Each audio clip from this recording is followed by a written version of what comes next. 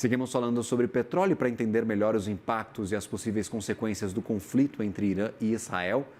Eu converso agora com Ricardo Kazan, head da mesa de commodities da Legacy. Seja bem-vindo à nossa programação. Uma ótima tarde para você.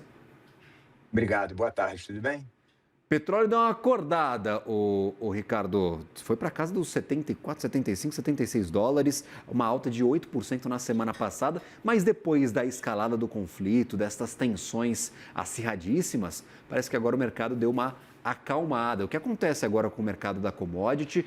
Estes riscos envolvendo a região são talvez, são talvez preceitos do que a gente pode ver com este preço do petróleo. A gente pode ver talvez a commodity muito mais cara, 70, 80, 90, 100 dólares por barril, como parte dos analistas já indica? Olha, na noite de quinta para sexta-feira, né, quando ocorreu o ataque, o mercado naturalmente colocou um prêmio de risco, né, no preço do petróleo. A gente pode dizer que esse prêmio de risco, ele já até em parte foi consumido, né, com o dia de hoje, com essa volta que o petróleo fez.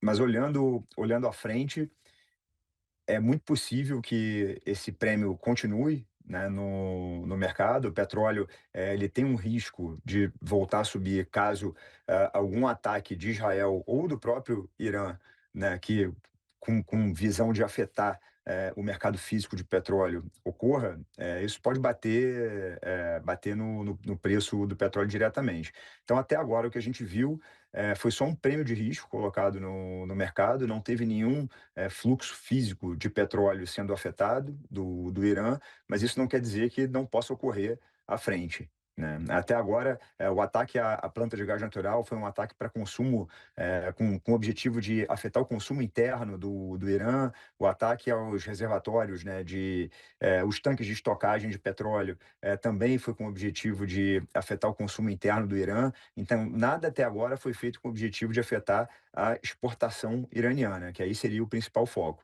Mas vale ressaltar que isso não significa que não possa mudar nos próximos dias, até porque o conflito segue ocorrendo. Hoje a gente continua vendo bombardeios pelo lado de Israel. Então o conflito provavelmente vai continuar e esse risco vai permanecer no mercado.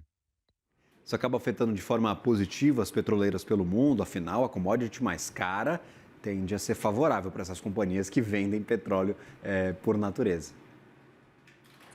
Sim, afeta num primeiro momento. ah, As empresas produtoras de petróleo, né, subiram na margem, né, nos últimos dias. É o preço da commodity que elas produzem, da commodity que elas vendem, então é natural que isso aconteça, mas como foi dito, né, isso é um prêmio de risco que está colocado no mercado. Se a gente não tiver nenhum impacto no fluxo físico de petróleo, esse prêmio de risco ele tende a ceder e o petróleo voltar para os patamares onde a gente estava na terça-feira, quarta-feira da semana passada, alguns dólares abaixo do que a gente está. E vale ressaltar também que o cenário, né, excluindo o risco geopolítico, o cenário do petróleo ao longo do segundo semestre desse ano, dado a oferta que a gente está vendo a OPEC colocar e dada a possibilidade de a gente ter uma demanda menor, caso ocorra um desaquecimento das economias globais, é um cenário que não é positivo, é um cenário ruim em termos de preço.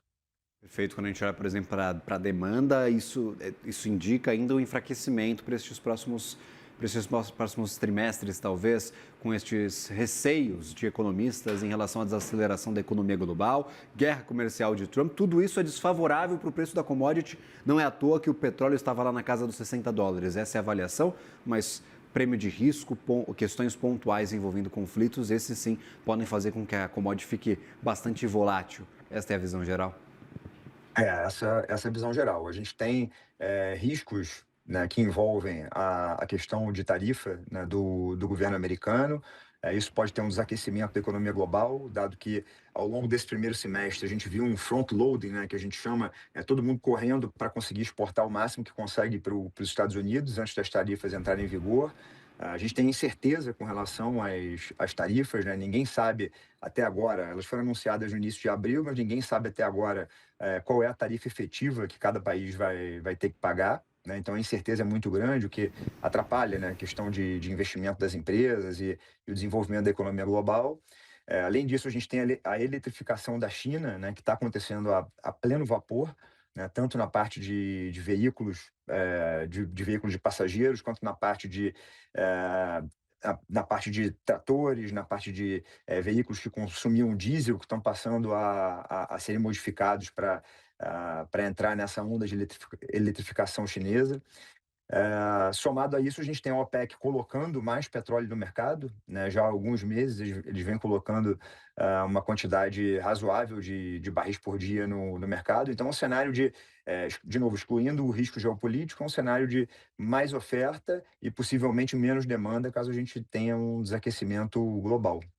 Então, Perfeito. o cenário não é positivo para commodity. E aí, por exemplo, quando a gente olha para algumas informações que já chegam até nós trazemos anteriormente que os Estados Unidos já indicaram que o Irã tem a intenção de desescalar este conflito, de diminuir a tensão, de diminuir os ataques. Caso isso aconteça, você imagina talvez o petróleo voltando para casa dos US$ 60, devolvendo todo este prêmio de risco, ou o mercado ainda vai comprar um pouco de risco enquanto durarem aí estas tensões, enquanto os dois países não chegarem a um acordo, enquanto o Irã não assinar talvez um tratado para a sua para as regras ali do seu enriquecimento de urânio e das questões nucleares ali do país, que foi praticamente o estopim de toda essa briga.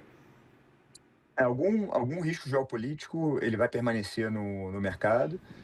Possivelmente a gente vai trabalhar com um prêmio geopolítico um pouco maior do que a gente trabalhava antes, mas caso não tenha um impacto no fluxo físico de petróleo, e principalmente passando o verão americano, né, o verão no hemisfério norte, que é o que está acontecendo agora, que é um período de maior consumo, né, hoje as refinarias americanas, as refinarias globais, elas estão operando numa capacidade bem alta, ou seja, estão consumindo bastante petróleo para transformar em gasolina, em diesel, heating oil. Então, passando esse período de maior consumo sazonal, né, que termina ali no final de julho, início de agosto, é possível que, caso não ocorra nenhum evento geopolítico, é possível que a gente trabalhe num preço menor de petróleo, sim. Talvez voltando ali para casa de $60. Me soa uma boa estimativa. Fica aquela pergunta, caso nós retornemos para esta casa dos US$ 60, há viabilidade para a produção de petróleo mais caro, como é o caso dos Estados Unidos, com petróleo de xisto? Como é que você monitora esta relação dos produtos disponíveis no mercado? Porque um dos temas que foi levantado nessa última sexta-feira foi petróleo a US$ 70, viabiliza e muito a entrega deste petróleo de xisto, a entrada deste produto no mercado com mais competitividade. Como é que você monitora este assunto, claro, relacionado aos Estados Unidos, que é um dos maiores produtores do mundo? Olha, o que a gente vê, baseado no preço do WTI, que é o preço do petróleo americano, a base WTI de $60 é um preço que ainda incentiva a extração de shale, né, das empresas americanas. Então, é muito possível que o shale continue a crescer, com o preço do petróleo WTI operando de 60 ou acima de $60. Quando a gente já entra num preço na casa de 55 $50, $55, começa a produção a ficar mais estável, sem crescimento, e abaixo de $50 eu imagino que é onde a gente vai ter uma perda maior da produção americana.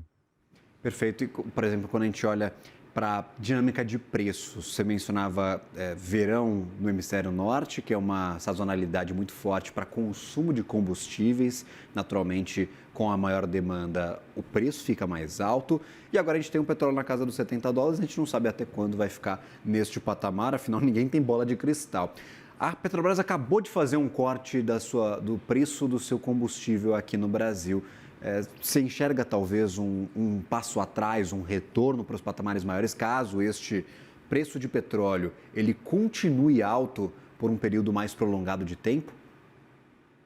Se ele continuar alto por mais tempo, acredito que sim, mas como uma empresa, é difícil você tomar decisões baseadas em prêmio geopolítico que está acontecendo no mercado. Então, acho que uma decisão mais correta seria analisar ao longo dos próximos dias como vai ser o andamento, né, desse conflito, e ver se esse conflito vai ter um impacto de fato no fluxo físico de petróleo, ou se vai ser só um prêmio que a gente vai ter ao longo de poucos dias. Então é mais fácil esperar do que agir num primeiro momento. Porque se você agir agora, é capaz de você ter que agir novamente, caso esse prêmio ele se dissipe. Perfeito. Então a gente pode esperar, talvez, uma Petrobras um pouco mais cautelosa na hora de tomar estas decisões, por conta de todo o risco, o cenário extremamente volátil. O petróleo pode ficar tanto mais caro quanto muito mais barato do que estes 70, 75 dólares que vimos nos últimos dias. E claro, expandindo esta visão para outras commodities, o conflito não afeta diretamente, por exemplo, minério de ferro, outras commodities agrícolas, mas este cenário de desaquecimento global, sim. A perspectiva não é positiva para a maioria das commodities, essa é a visão, pelo menos aquelas que nós observamos com mais cautela, mais calma, mais atenção aqui no Brasil? Olha, para as outras commodities, o conflito tem pouco impacto, né? O que tem um impacto maior é com relação à incerteza da economia global e principalmente da economia americana, né? E quando a gente fala de metais, também com relação à economia chinesa. Ah, Ocorreu um front-loading muito grande, né? O mercado antecipou muito a implementação das tarifas e a gente está num período agora que parece que toda essa antecipação ela chegou já a um extremo e ao longo do segundo semestre é possível que a gente não tenha um nível de atividade que a gente teve ao longo do primeiro semestre.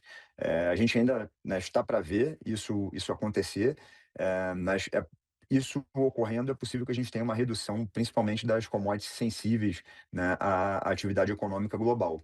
No caso, a gente está falando mais dos metais e do próprio petróleo. Perfeito. Ricardo Kazan, head de mesa de commodities da Legacy, seja sempre bem-vindo à nossa programação. Muito obrigado por nos ajudar a entender essa bagunça do final de semana, todas essas tensões que acabam afetando o preço do petróleo e diretamente o nosso dia a dia por aqui. Uma ótima tarde, um bom trabalho a você. Obrigado.